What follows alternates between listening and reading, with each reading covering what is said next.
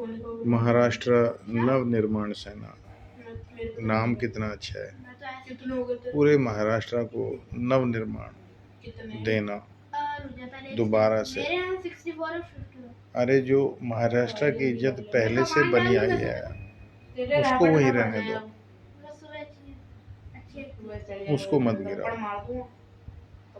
ठीक है, आप लोग अच्छा काम कर रहे हो, मराठी भाषा का उत्थान, मराठी भाषा का विस्तार, मराठी भाषा की इज्जत बनता है, उसके बारे में आप काम करें। लेकिन किसी एक ऐसे व्यापारी को जिसने अपना पूरा जीवन स्ट्रगल करके अपना बिजनेस खड़ा किया है, काम कर रहा है, उसको सिर्फ एक चीज़ के ऊपर आज जाके थप्पड़ मारते हो कि वो ये बोला कि यहाँ पर सारी भाषाएं चलती हैं। अरे भाई, कल को कोई मराठी राजस्थान में काम करने के लिए आता है तो क्या उसको राजस्थानी आना ज़रूरी है? ये तो आप लोग 50 आदमी, आप लोगों को उसकी इज्जत करनी चाहिए थी, उसका बचाव करना चाहिए था, ना कि उसको मारना चाहिए था। आप लोगों ने पकड़ के पीटा उसको, कुछ हटके। ऐसे अगर तमिलनाडु में चले जाओगे तो आप तो 7 जन्म तक भाषा सीख ही नहीं पाओगे। अरे भाषा सीखता है छोटा बच्चा, मध्यम वर्ग में आने के बाद जब बंदा जवान हो जाता है तो किसी भाषा को सीखना उसके लिए मुश्किल ही है। वो कर्म करता है, और बूढ़ा आदमी विचार अच्छे करता है, उसको विचार शक्ति होती है। तो भाषा सीखने की शक्ति जो है वो बच्चों में होती है। अगर कोई आदमी 5 साल 7 साल की उम्र से महाराष्ट्र में रह रहा है, अगर उसे मराठी नहीं आती है 50 साल की उम्र में, तब तो आप सोच भी सकते हो। हालांकि थप्पड़ मारना कोई मतलब ही नहीं है, थप्पड़ क्यों मारा है। उसमें दो चीज़ें काम करती हैं, कोई ऐसा व्यक्ति जो कारोबार करना चाह रहा है या उससे हो ही नहीं पा रहा है, या वो ये चाहता हो कि मैं इस ऊंचाई तक पहुंचूं। क्योंकि धनी आदमी के ऐसे अन्य अन्य भी दुश्मन होते हैं जो कभी न देखे हो न सुने हो। अरे भाई, पंजाब में जाओ, पंजाबी की एक कहावत है कि सड़ो ना साड़ो, रीस करो। किसी से जलन मत रखो, उसकी नकल करो, कारोबार करो, मना किसने किया। लेकिन किसी व्यक्ति को थप्पड़ मारना बेहूदगी है। ये दिखाता है कमजोरी को कि 150 आदमी मिलकर के एक आदमी को थप्पड़ मार के डरा रहे हैं। वो डरा नहीं, उसके चेहरे पे कोई डर नहीं था। वो व्यापारी अड़िग खड़ा रहा, और हमें बड़ी खुशी है कि 10-50 आदमी के आने के बाद भी वो भयभीत सा नहीं दिखाई दिया। लेकिन जब उसके बच्चे देखेंगे, उसका परिवार देखेगा, उसके रिश्तेदार देखेंगे, दुख तो सबको होगा।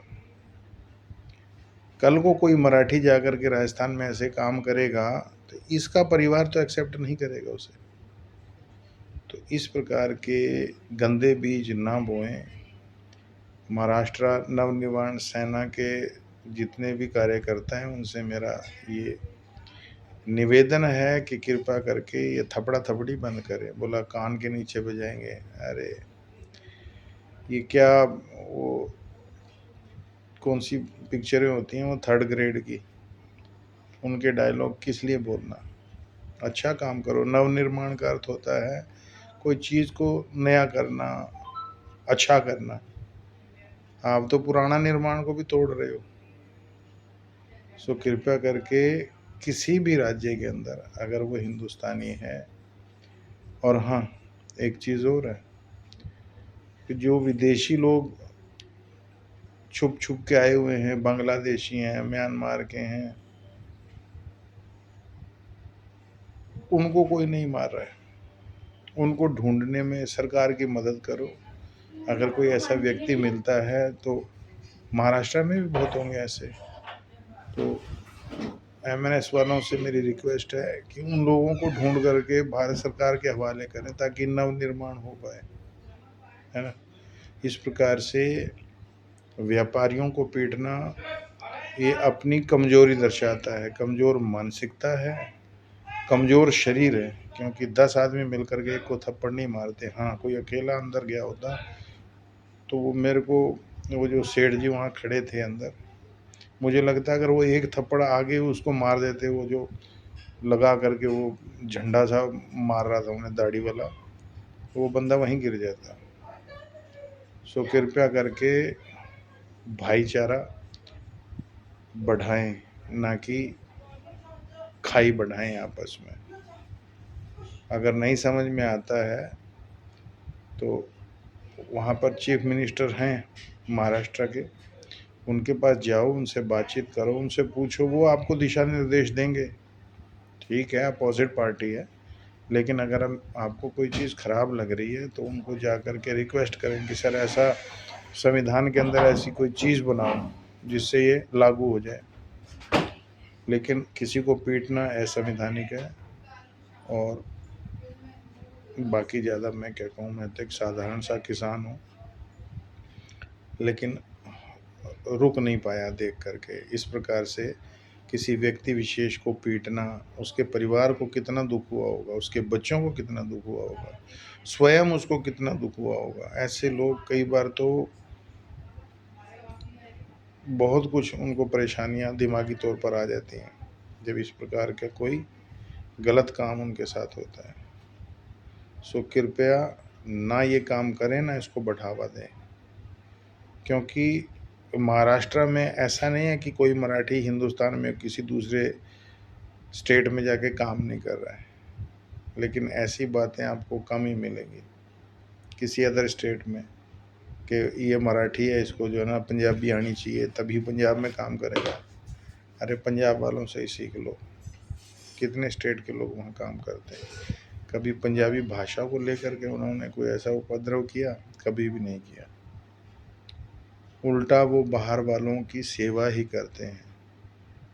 जो असली सिख हैं, प्योर सिख हैं, जो वो बाहरी व्यक्तियों की रक्षा भी करते हैं, उनको खाना भी देते हैं, उनके काम में बढ़ोतरी भी करवाते हैं और उनसे खुश भी रहते हैं और उनसे सीखते हैं, उनकी नकल करते हैं और वहाँ तक पहुँच भी जाते हैं।